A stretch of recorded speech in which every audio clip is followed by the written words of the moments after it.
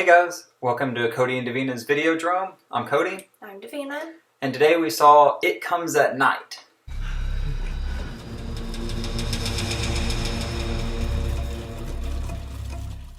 Our first reaction, first and foremost, let's say that we can't really talk about this movie without spoiling the movie, so this is your spoiler alert. Yeah, definitely spoiler warning for this one.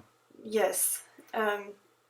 Our first reaction coming out of the theater was, why is it called It Comes at Night? We still don't know. Well, there's a few ideas that I had while watching the movie that I think could fit. However, with the way that the movie was marketed, the trailers, it's by the same production company that did The Witch, and I felt like the trailers really kind of made it feel like it was in the same vein as The Witch. Mm-hmm. So I was expecting something supernatural. Right. And there was, again, spoiler warning, there was no supernatural anything in the movie. I feel like the title itself, It Comes at Night, a great title, totally, to me, implies something supernatural, or something. It implies... something should come at night. Yeah. And I guess, you could look at the deeper meaning of the struggles the family was facing. So a quick kind of plot overview. It's post-epidemic America. These people are holed up in their house in the woods to protect themselves from this epidemic that's rapidly wiping out everyone in the cities. They don't really know what's going on, and they're just trying to make it. And so they've walled themselves off from the world. Yeah. So with that, the it could be grief, it could be fear, it could be isolation. It could be the disease itself, perhaps. Maybe, but that's not how diseases work. Right, exactly. So it's the it is not actually a thing. Right. It's more of an existential it. Right. But I really expected there to be something that was coming in the night, either supernatural or even wildlife. It could have been... They really needed a reason for why they didn't go out at night. There's a line in the movie that says we don't go out at night, but we never know why. To its credit, there was a lot of tension. There was a lot of misdirection in the story. You weren't quite sure who to trust throughout. Yeah. You had different glimpses of the different characters within the family, and you kind of always felt suspicious of one person or another. Sort of the whole movie is from one character. It's not necessarily one character's perspective, but you're seeing the story play out from the perspective of the son in the family who's holed up in the woods. It's Joel Edgerton plays the father figure, and he is the de facto sort of main character, but a lot of the story and a lot of the reveals and stuff you see through the eyes of his son in the film, played by Kelvin Harrison Jr., and his perspective is interesting because a lot of the movie, really, a lot of the more horror aspects of the movie are actually his dreams that he has. And that's another one of the its that could be coming at night, is his nightmares, because he kind of supplies the emotional crux of the story.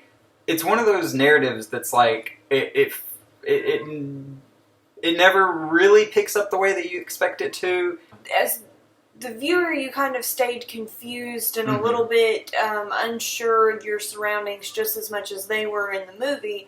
However, the movie, it really, up at the very end, when everything kind of the climaxes and it all happens suddenly, and then it's just over.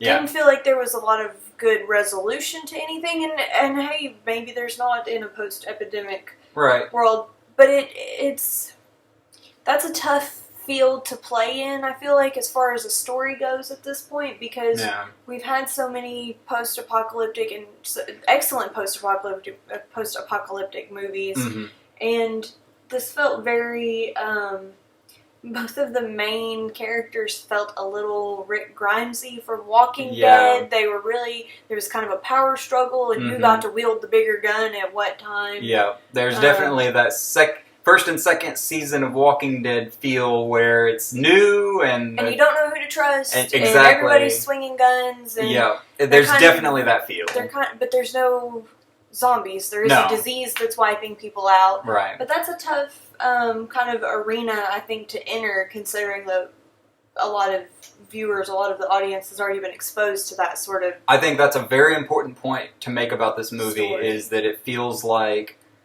It feels like a lesser sort of version of a lot of elements we've seen before. To its credit, it was beautifully made. Definitely. It was very tense. The score helped add to the tension.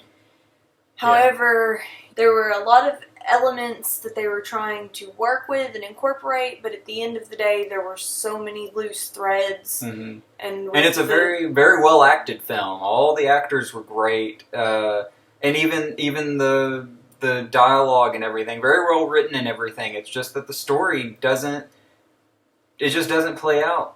It doesn't do what you expect, which would normally be a good thing, but then it kind of falls below what your expectation was. It's just.